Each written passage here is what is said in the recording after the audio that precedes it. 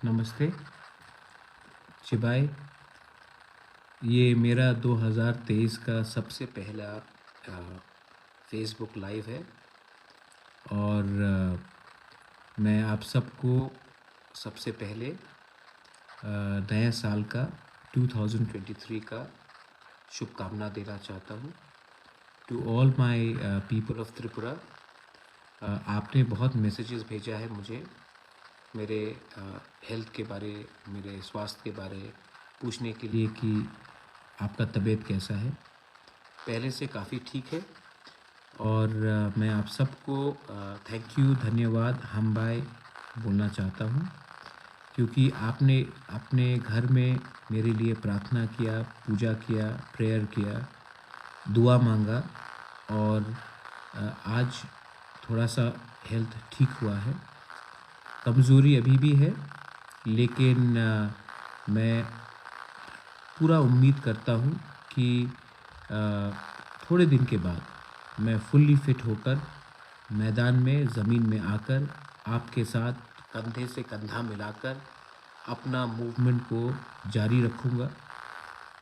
आपने इतना प्यार दिया है मुझे खबर मिला कि गांव-गांव से बूढ़े औरत लोग ने, माँ लोग ने मेरे लिए पूजा किया है, प्रार्थना किया है। आपने इतना प्यार दिया है मुझे, बुबागरा को आपने इतना प्यार दिया है और बुबागरा भी आपको बोलना चाहता है। ये नया साल है 2023। आई love all of you all. आप एक बात समझ लीजिए, आज जो भी मैं हूँ, जो भी मैं कर रहा हूँ, अपने लिए नहीं, आपके लिए कर रहा हूँ। जो गांव में उम्मीद लगाकर बैठा है कि इस बार हमारा बुबागरा हमको कुछ देगा, इस बार हमारा बुबागरा हमारे तिपरासा, हमारे त्रिपुरा के सब लोगों को, क्रिश्चियन हो, हिंदू हो, मुस्लिम हो, ईसाई हो, कोई भी हो, बुद्धिस्ट हो, हमें कुछ मिलेगा। हमारा भविष्य, हमारा नेक्स्ट जनरेशन को कुछ मिलेगा।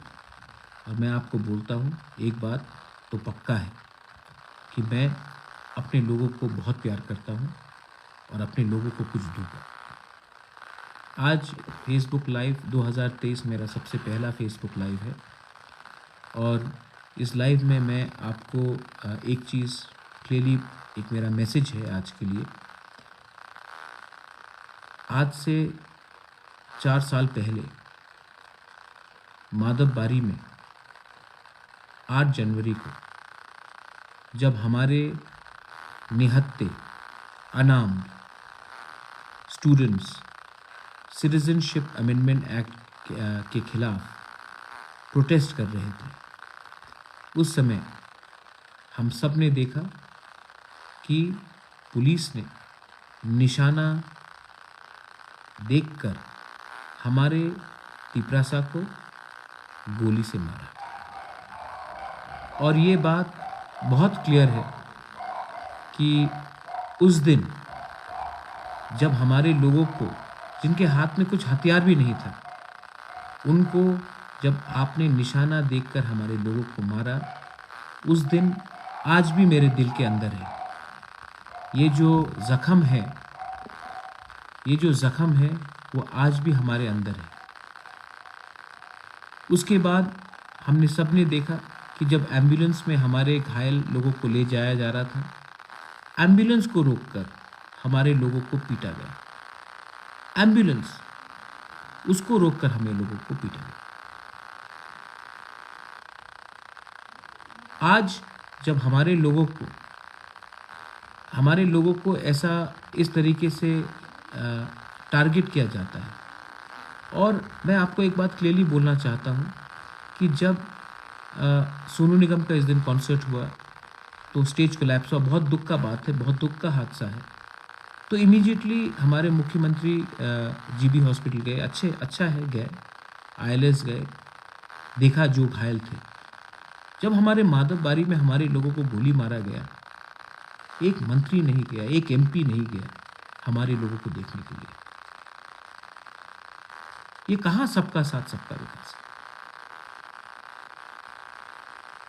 अगर कोई मंत्री के एस्कॉर्ट या कॉन्वॉय में कोई साधारण इंसान बीच में आ जाता है तो हमारे मंत्री लोग या एमपी लोग ट्रैफिक कांस्टेबल को सस्पेंड करते हैं, लेकिन 5 आदमी को गोली मारा गया और एक ऑफिसर भी ट्रांसफर नहीं हुआ, सस्पेंड नहीं हुआ।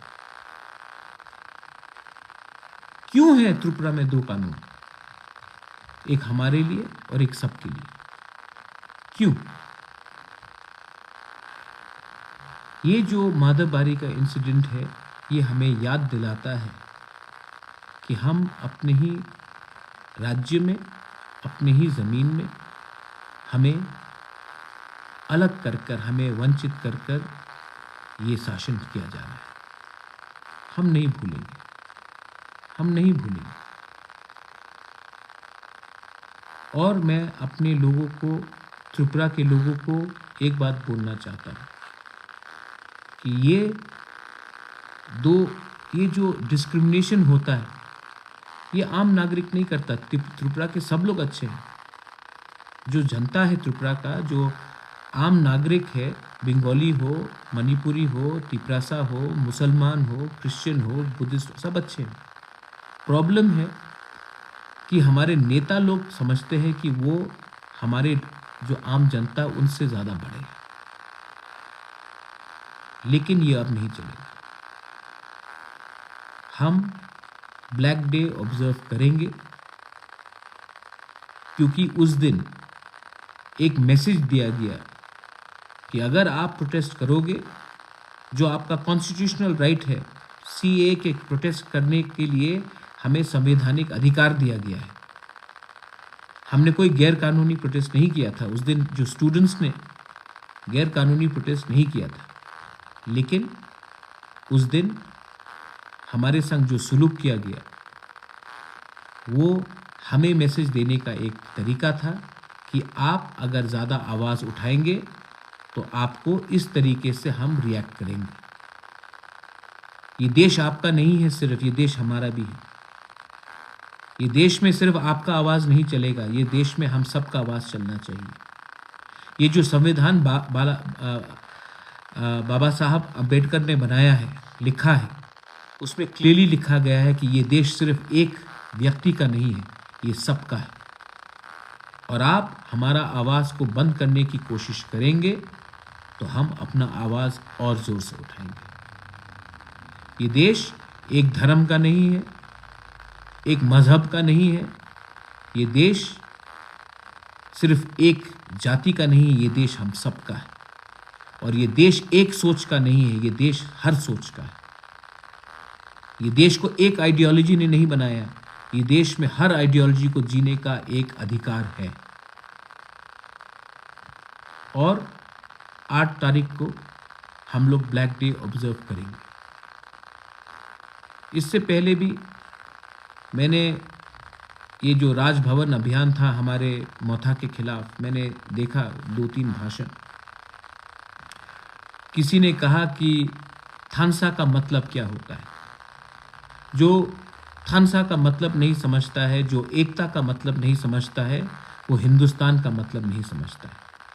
थानसा का मतलब एकता होता है, थानसा का मतलब भाईचारा होता है, थानसा का मतलब यूनिटी होता है।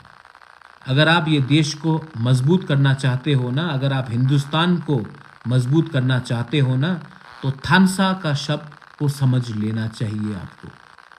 जो लोग बोलते ये थानसा क्या है, उनको समझना चाहिए कि थानसा नहीं रहेगा तो देश नहीं रहेगा, थानसा नहीं रहेगा तो भाई भाई से लड़ेगा, थानसा नहीं रहेगा तो समाज टूटेगा, थानसा नहीं रहेगा, एकता नहीं रहेगा तो चाइना, अमेरिका, पाकिस्तान हमें तोड़ने की कोशिश करेगा।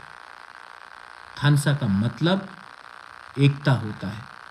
एकता से ही देश आगे बढ़ता है, एकता से ही दफा आगे बढ़ता है।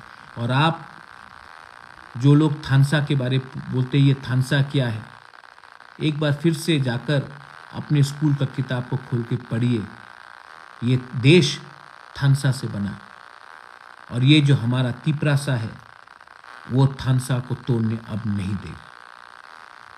किसी और ने बोला कि ये लास्ट फाइट क्या है।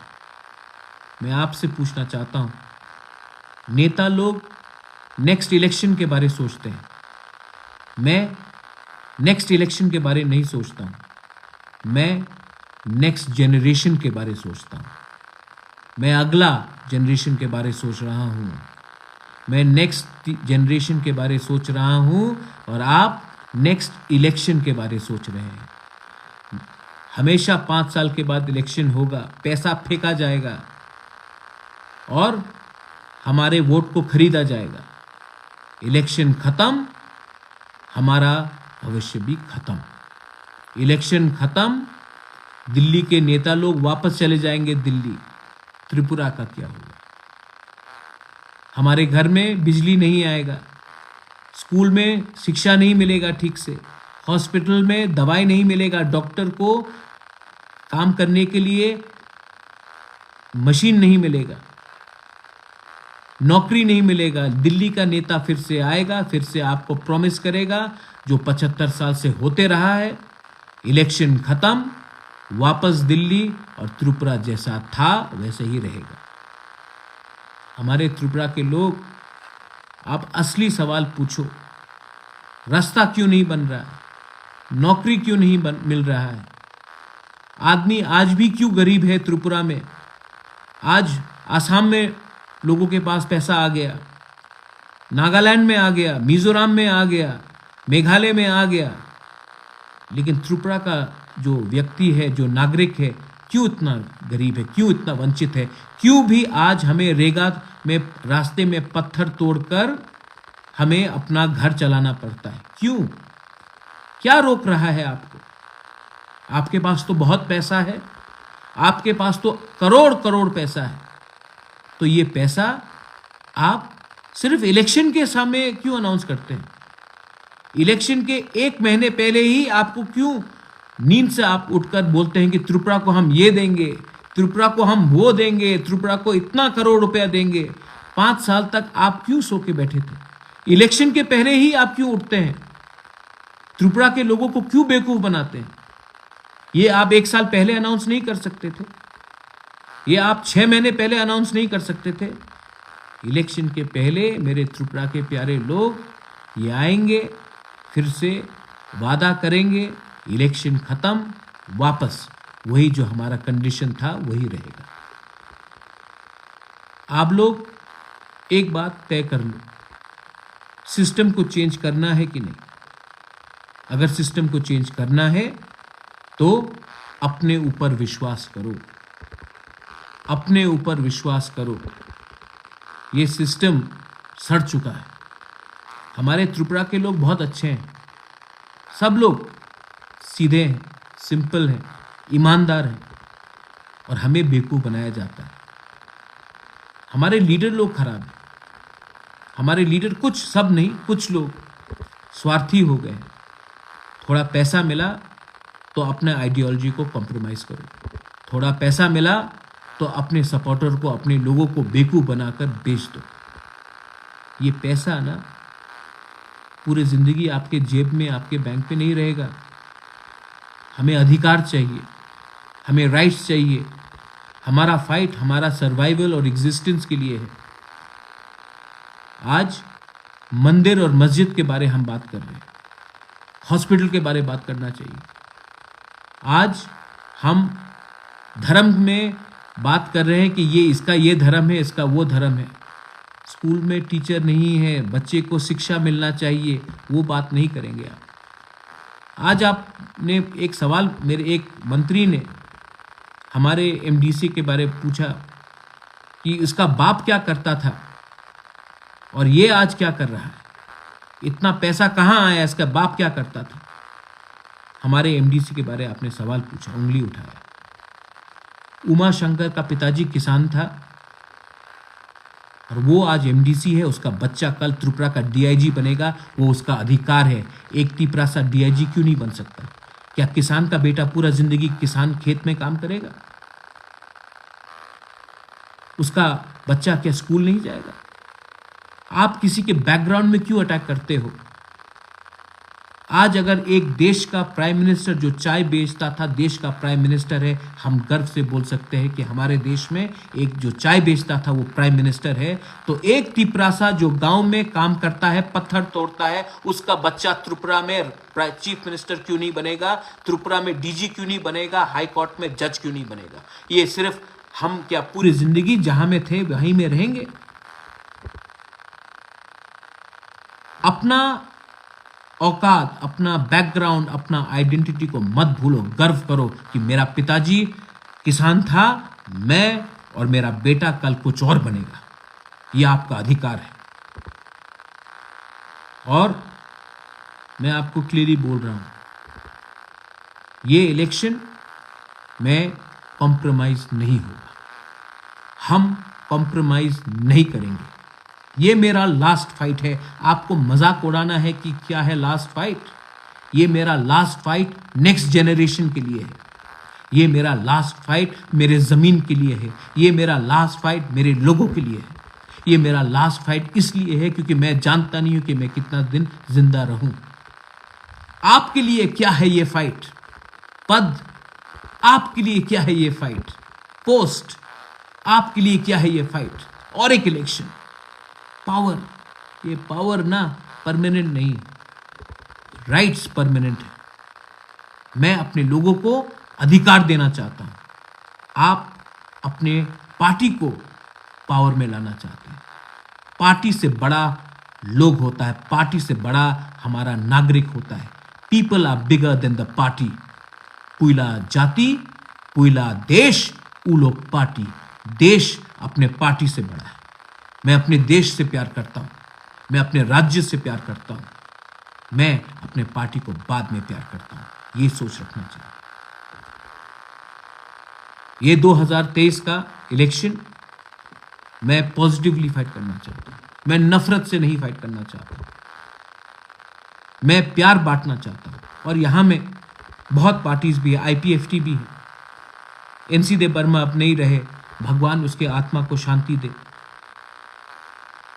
लेकिन मैं आईपीएफटी से फिर से दरख्वास्त करना चाहता हूं, कुछ नहीं मिलेगा। आपका डिमांड और हमारा डिमांड भी एक हो जाइए। मुझे नाम में कुछ परवाह नहीं है। एक होकर, एक सिंबल में, एक पार्टी होकर, एक आवाज में। पब्लिक को थानसा देखना है, पब्लिक को कुछ नहीं देख चाहिए, पब्लिक को थानसा देखना है। एक पार्टी होकर, एक आवाज में, एक सिंबल होकर चलिए फाइट करते हैं। मैं रेडी हूं।